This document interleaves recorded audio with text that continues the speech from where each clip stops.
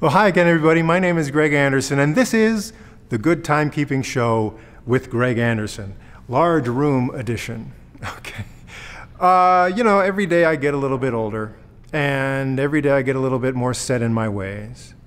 And one of the things that I really like, especially about Casio watches, is the ones that have the atomic timekeeping receivers built in, so multi-band 6 or wave scepter watches. I really like that, a watch that'll set itself to the right time. And I really like a watch that has its own solar cell built in, so it charges up its own power source, a solar powered watch. So maintenance free for the battery, pretty much maintenance free as far as setting it.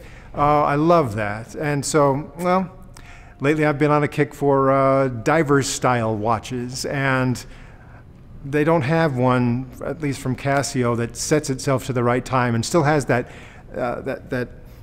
classic diver's style, right? So, but they do have one that's solar powered. So I said, okay, I got to get my hands on this one. All right, here's a fine looking watch. This is the MTP-S110-2AVCF. And of course, let's peel this off. Okay, that's what the face looks like. So a pretty watch. It's just a, subtle blue. There's a version that's, it's more of a black dial. And here where you've got the yellow highlights, they would be red on the other version. It comes with a resin watch band. And again, I like it because it's solar powered and water resistant to 100 meters. I like that over here in the 3 o'clock position, you have a little window with the day of the week and the month. You've got the 24-hour indicators here inside. And, well, no number indicators for the 12-hour positions. And then you've got this, it's actually, it looks like a rotating bezel, but in fact it does not move.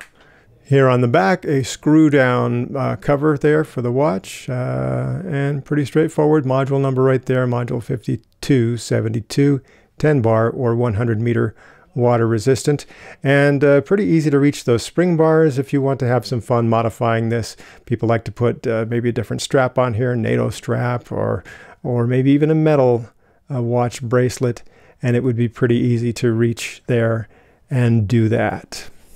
As you can see, nice shiny metal here on the sides, and sort of a little brushed look right on some of the top surfaces there. But I think it's a really nice looking watch. Right now, normal operation, and it ticks once every second. If the battery were low, it would indicate that by doing a double tick every 2 seconds. So it looks like the battery's okay. I just got this, so it's been in a box or shipment or whatever. I'm not sure how strong this battery is, but I'll probably leave it outside, just sitting on some patio furniture for half hour or whatever, just to make sure it's nicely charged up. But if I ever do see that this second hand is doing kind of a double step, then that would be my indication that it needs a little bit of a charge. I've had Casio watches before that are tough solar, so they have, again, a solar cell built into the face of the watch that automatically charges the power supply inside the watch. And I've had very good experiences with that tough solar. My oldest tough solar watch, I've had it for 14 years already. I've never had to open it up and service it in any way. The battery's been holding up just fine. So I'm going to expect similar service from this watch with its solar-powered operation. All right, so the first thing you want to do with a brand new watch, of course, is make sure it's set to the right time. I've already done that, but I'll show you the process anyway. This crown has, well, besides this position where nothing is happening, it has 2 positions where you pull it out. So I'm going to pull it out 2 clicks all the way out there. And as I did that, you see the second hand has stopped. So if I want to be really precise about setting the time, I can stop the second hand where I want it to be and adjust the time accordingly. So just like lots and lots of other analog watches, when this crown is pulled all the way out, you just turn it like this to advance the time. I'm going to go here, and if these start to advance somewhere after 11 o'clock, then I know it's showing PM. And so, yes, in fact, okay, it's showing PM.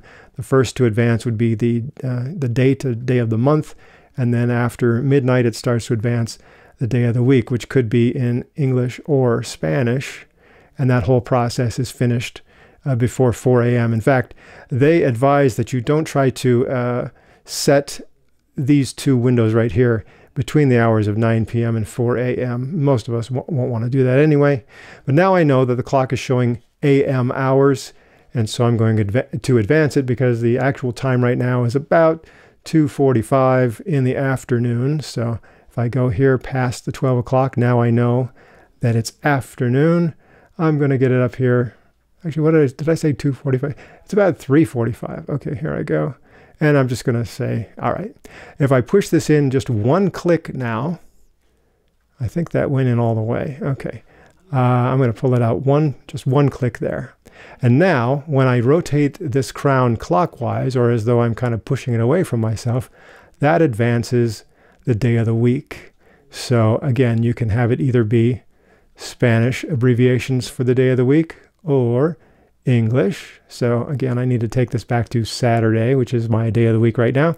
And then if you turn it the opposite direction, counterclockwise, or as though you're pulling it towards yourself this way, you advance the date, the number there for the day of the month. Now, 7 out of 12 months every year will have 31 days, but 5 out of 12 months of the year will not have the full 31 days. So at the end of those months, which would be February, April, June, September, and November, you'll have to just pull this out one click and just advance that all the way to the beginning of the month again. So that's what I would do, if we just passed the end of a 30-day month.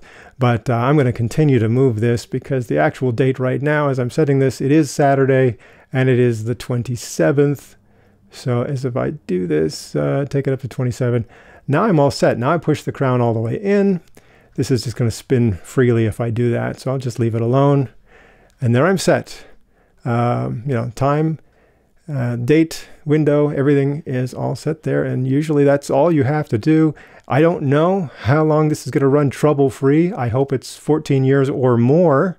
The non-turning crown doesn't bother me too much, but a serious diver would be bothered by that. Then again, a serious diver would say that 100-meter water resistance is not adequate, but for most of us, it's certainly adequate for going swimming, or as you're doing work around the house, you get your hands wet, you get your wrist wet. You can certainly get the watch wet in most everyday situations, and even do a little snorkeling or something with this on. I think 100-meter water resistant will be pretty good for all of those general activities. Oh, let me interrupt myself here. It is recommended by Casio that when you set the time, you're supposed to go about 4 or 5 minutes past the time that you want it to be set to, and then back it up to where it's supposed to be, then push the crown in, and that will help everything line up that much better. Now, I'm not an expert on watch sizes, and I'm certainly not any kind of a wrist model, but this is what it looks like on my wrist right now. Not too bad. I think my wrist is about average size, not too small, and that's what that looks like. And this is by no means perfect, but this gives you a general idea of how the glow-in-the-dark material looks like on this watch. It's hard to demonstrate really because my room is not perfect for this. But, it looks pretty good, I would say.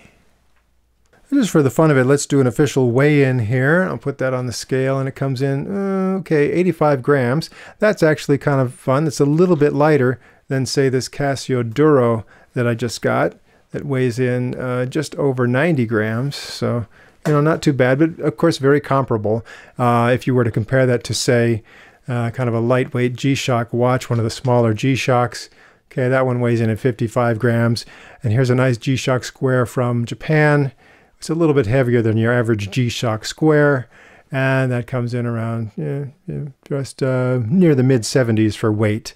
So, and then, well, if I took this Casio Duro that started out around 92 grams and I put a metal bracelet on it, wow, an increase of about 50% on the weight there takes it way up. So just something to keep in mind. And while I'm at it, I do admire folks that take these Casio watches and do some custom modifications. I'm not heavily into that myself, don't have a lot of experience doing that, but I did decide it would be fun if I took this watch and put a metal bracelet on it, and maybe I'll just do a switcheroo and take the bracelet off of this Duro and see if it'll fit on here. This one, there is no stock version of this with a metal bracelet, but it looks to me like this will fit over there. So I'll go through that process, and I'll save that for the next video that I'm probably going to release here in just a little bit, so we can look forward to that one. Okay, so that's enough for now. Thanks for watching, and as you can see, I have a little bit of a homework assignment to make that next video, so I hope you will stay tuned for another episode of The Good Timekeeping Show.